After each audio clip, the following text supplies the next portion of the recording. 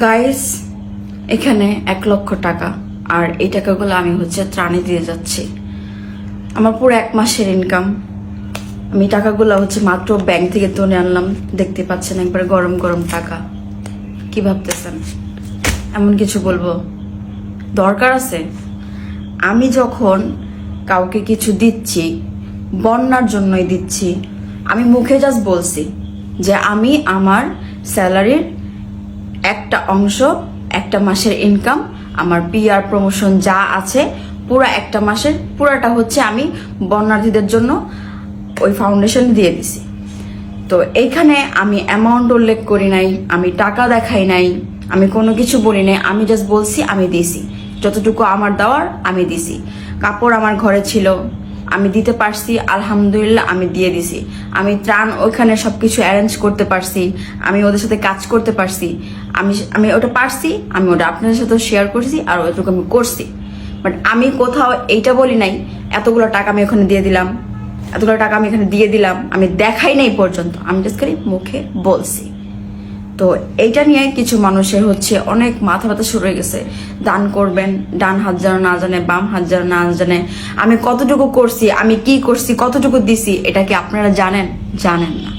আমার যা দেওয়ার আমি দিয়ে দিছি, আমি এখনো দিচ্ছি, আমি সামনেও দিব। যতদিন পর্যন্ত এই সিচুয়েশন স্বাভাবিক না হবে আমি দিব।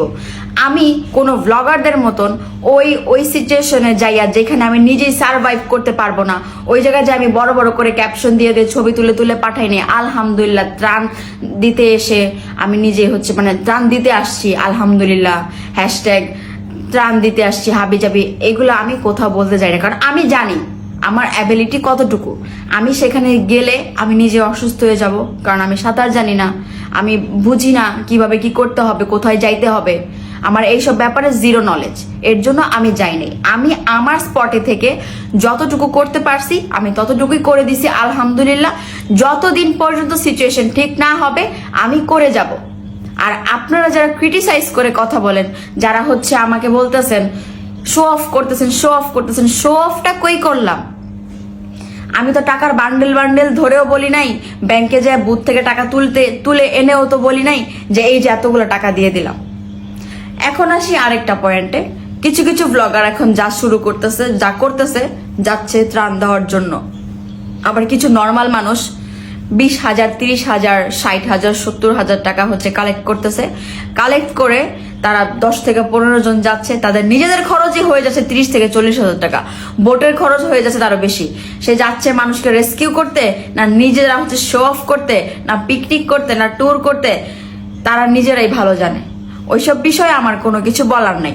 আরেকটা শ্রেণীর মানুষ যখন ফেনী বলেন, নোয়াখালী বলেন, কুমিল্লাতে বলেন, ওইসব জায়গায় মানুষ রেস্কিউ করতে যাইতেছে, ওই সব জায়গাতে পর্যন্ত ডাকাতি হইতেছে।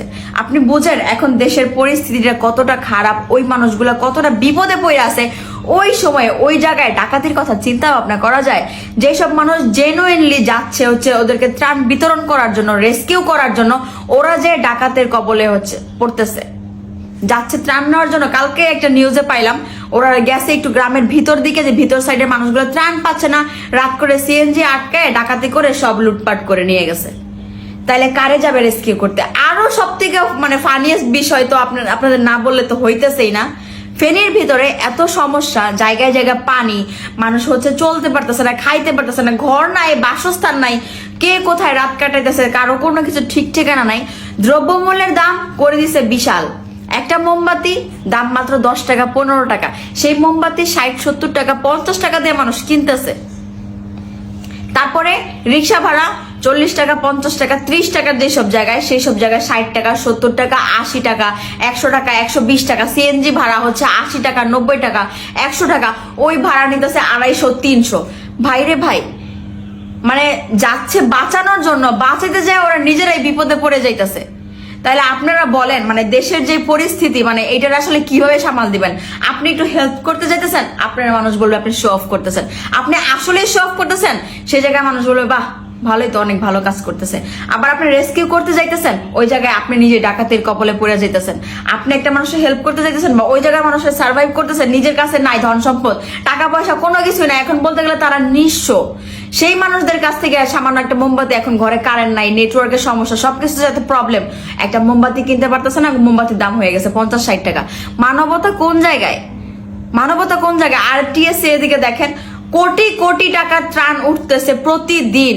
একটা বয়স্ক আঙ্কেল তার মায়ের শেষ সম্বলটুকু, যেই মা মারা গেছেন 4 বছর আগে, সেই মায়ের শেষ সম্বলটুকু আয়না দিয়ে দিতেছে হচ্ছে যেন কিনা ওই মানুষদেরকে হেল্প করতে পারে।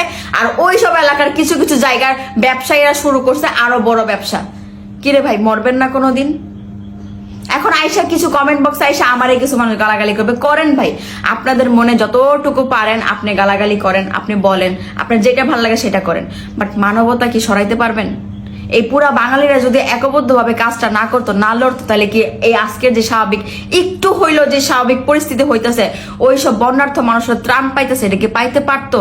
তাহলে যখন একটা মানুষ জেনুইনলি একটা কাজ করতেছে, তারে অ্যাপ্রিসিয়েট করেন, তারে বোঝান, তারে বলেন, তারে বাহবা দেন, সে যেন আরো করে।